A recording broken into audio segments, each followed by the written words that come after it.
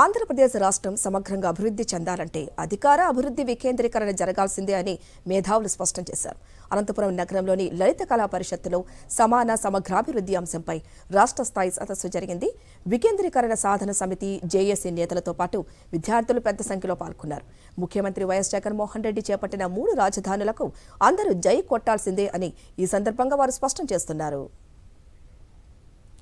అనంతపురంలో జరుగుతున్న వికేంద్రీకరణ సాధన సమితి సమావేశంపై పూర్తి వివరాలు మా కరెస్పాండెంట్ శివారెడ్డి అందిస్తారు.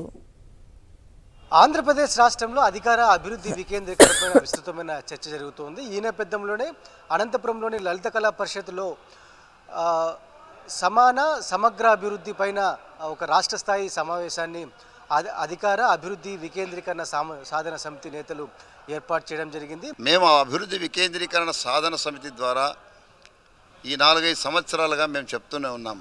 3 ప్రాంతాలు ఏకకాలంలో సమానంగా అభివృద్ధి కావాలి. నీళ్లు, నిధులు, నియామకాలు అందరికీ సమానంగా జరగాలి. వికేంద్రీకరణ అనేది ప్రజాస్వామికమైనటువంటి హక్కు. గత 5 సంవత్సరాలలో చంద్రబాబు నాయుడు తెలుగుదేశం ప్రభుత్వం అమరావతి అభివృద్ధే మొత్తం అదే సర్వరోగ నివారణ అని చెప్పి చూపించారు. అది కరెక్ట్ కాదు. రాయలసీమ, ఉత్తరాంధ్ర ప్రాంతాలు అత్యంత వెనుకబడినటువంటి ప్రాంతాలుగా ఉన్నాయి.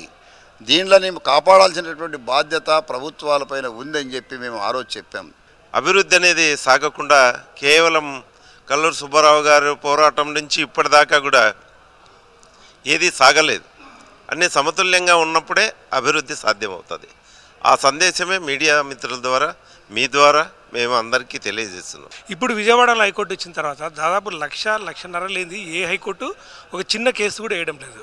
కాబట్టి సామాన్యులకి ఎంత ఇబ్బందికరం అంటే ఇది రాయలసీమలోకి హైకోర్టు రాకపోతే సామాన్యమైన ప్రజలు చాలా తీవ్రంగా నష్టపోవాల్సిన పరిస్థితి ఉంది.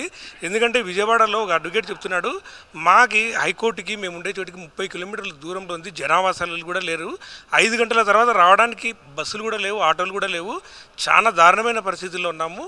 కాబట్టి విజయవాడలోకి హైకోర్టు అట్లనే ఉంటే ప్రజలు సామాన్యమైన ప్రజలు చాలా ఇబ్బంది కలుగుతుంది. ఉత్తరాంధ్ర, కోస్తాంధ్ర, రాయలసీమ ఈ 3 ప్రాంతాలు సమగ్రంగా అభివృద్ధి చెందాలంటే ఖచ్చితంగా అభివృద్ధి అధికార వికేంద్రీకరణ జరగాల్సిందేనని వారు చాలా స్పష్టంగా కోరుతున్న పరిస్థితి కనిపిస్తోంది. వీడియో శ్రీనివాస్ శివాడి, సాక్షి న్యూస్, అనంతపురం జిల్లా.